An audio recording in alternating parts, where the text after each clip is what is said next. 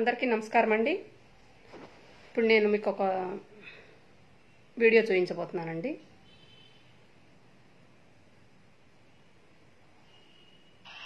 ఇవాళ నేను చెప్తా ఉన్నాను, అగ్రిగోల్డ్ బాధితులందరికీ కూడా నేను ఇవాళ హామీ ఇచ్చి చెప్తా ఉన్నాను.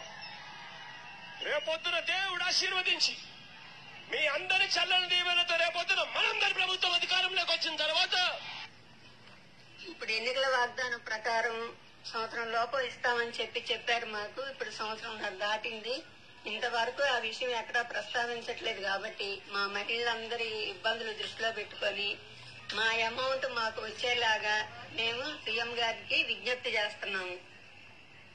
వాళ్ళు ఇంట్లో తెలిసి తెలియక కూడా వాళ్ళు అదండి విషయం.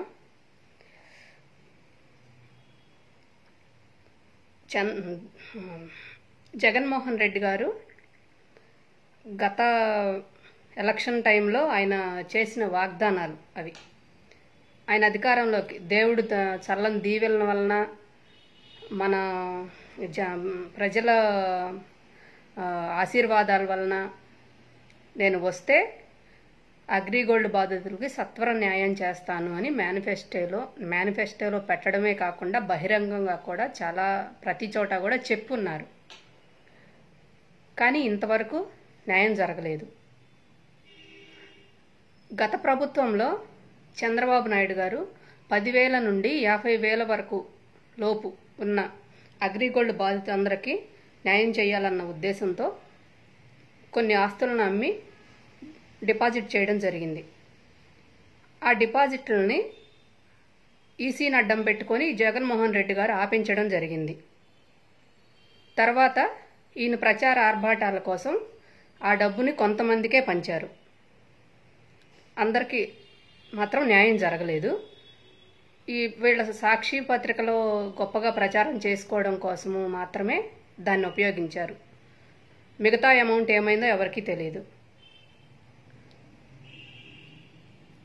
ఆడవాళ్లు తిని తినక ఏదో ఒక రూపాయి వస్తుంది అన్న ఉద్దేశంతో ఇలా పెట్టుబడులు పెట్టుకొని ఏదో చేసుకున్నారు.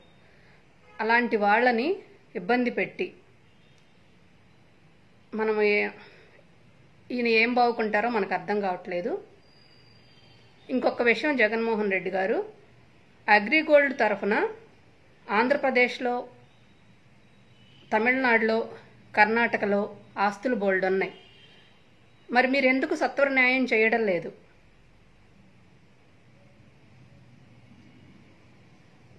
అవి అమ్మేసి న్యాయం చేయొచ్చు కదా, మీరు ఎందుకు చేయట్లేదో మాకు తెలియటం లేదు. దయచేసి ఈ అగ్రిగోల్డ్ బాధితులకు న్యాయం చేసే వరకు మేము మిమ్మల్ని ప్రశ్నిస్తూనే ఉంటాం. ఎందుకంటే మీ గెలుపులో ఒక పాత్రధారులో మేము కూడా కాబట్టి.